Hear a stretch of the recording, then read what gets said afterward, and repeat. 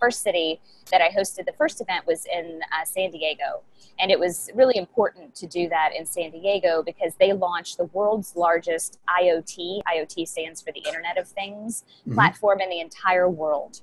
And just really such a great example of how when public and private partnerships come together and really focus on who are we as a city? What are our values? What are some of the challenges that we want to overcome? And you have the right people at the table with their own perspectives, their own strengths, and their own kind of contributions, you can make anything happen. And so for San Diego, they really focus on sustainability. A company or an organization called Clean Tech was one of the very early kind of catalysts that brought public sector and private sector and the community together to say, what can we do? How can we enable technology to help us solve our challenges and help us become a better city? Okay. The event yesterday was really, really wonderful. And again, I think it's super special because it feels like I'm coming home to celebrate a city that just had its 300th anniversary while it's really planning for the next 100 years in terms of digital technology. And that I think is very unique.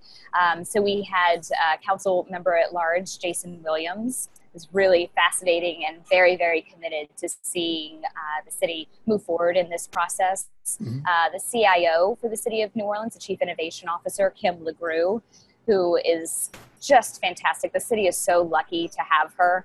She's very good at kind of doing two things at one time, which is making sure all the trains are running on time, really taking care of just the block and tackle of what it means to run a city and provide the technology infrastructure, and looking forward at exactly the same time. And that balancing act can be a little tricky. And then the director of programs at Propeller, and that's where I hosted the event at Propeller, which is such a fabulous space. And for anybody who's not familiar with it, it's a co-working space and an incubator and accelerator for social good companies. So for-profit and nonprofit companies who are dedicated to making the world a better place. And they provide a ton of infrastructure and support for those companies. And finally, Ben Johnson with the New Orleans Chamber of Commerce. So the commonality to your question around what makes the event work is making sure that I'm modeling what I think is an ideal practice in terms of having people from inside the city, elected officials, and folks who can represent the private sector, both industry and entrepreneurs, and how they can all work together and have a shared vision with their own unique perspectives. What I'm celebrating about New Orleans' approach is that they really started with some behind the scenes work 3.5, 4 years ago. And they started the slow process and research of identifying what are the city's assets and what are the city's biggest challenges. And between those two areas, the gaps is where you build a strategic plan, and they're in the middle of that strategic planning process. And at the same time, they're experimenting and piloting technologies that they can put out there and say, okay, let's see how this works, and then we'll adjust as we move forward with the strategic plan. So again, these are not easy things to do, but I think it's really important that you keep focused on action while the broader strategic plan is being built.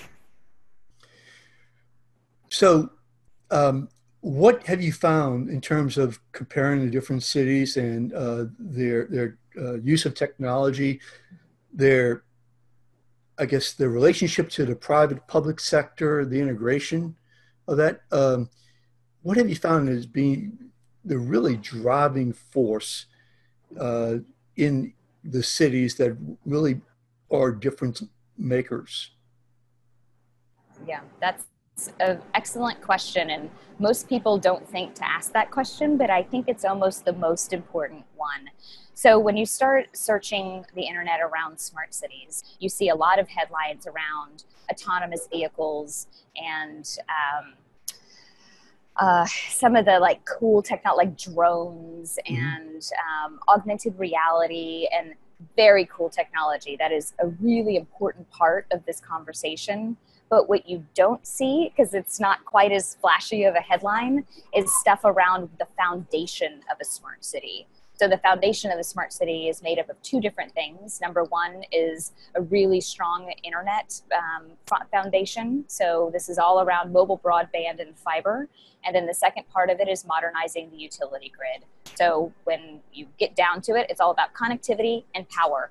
And without those two things and a really robust plan for not just where we are right now, but planning for where we will be in the future, where we'll have 20 billion more connected devices on the planet. I mean, we're getting ready to see the intersection of IoT, again, the Internet of Things, and 5G, which is the next evolution of mobile broadband. Mm-hmm. And when those two things come together and integrate and work together, I think it'll be about 2.5, 3 years, which is not very much time at all.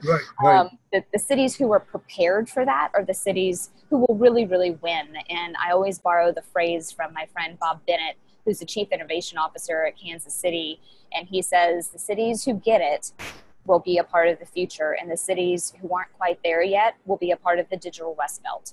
So it's really the focus of my fellowship and the focus of my work right now, and why I travel to cities all over the place, is just to help them in this process, because it's not always clear. The pathway is not always clear. So I'm just spending as much time and energy as I can to share what I've been privileged to learn and to understand, and try to help cities along that path. You know, you mentioned the Internet of Things, mm-hmm. and also the mobile. You know, as you know, Google Fiber had integrated, or they brought the Google Fiber to different communities. I think Kansas City was one. Yes, they were one of the early cities. One of the early cities. Yeah, I was involved in trying to get New Orleans involved in. Yeah, so I'm just wondering, are cities going to? I mean, you talk about a 1 gig download. Mm-hmm. For video, that's where the upload is important, right, not the download. Sure. And so I'm wondering, are the so-called ISPs or the cable companies, are they competing sufficiently so that we can get to be even more smarter than we would like to be?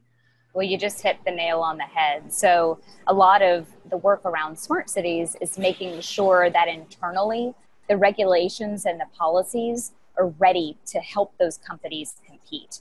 Because when you have as many people or as many companies competing to provide that level of connectivity, or whether you're talking about ISPs, cable companies, Google, however you classify Google these days, or you're talking about entrepreneurs. I mean, you want to create as many inroads for private sector innovators as you can to come in and openly compete and help you build the city of the future, no matter where that city is. So a lot of the policies and regulations, understandably, are set up for the past era.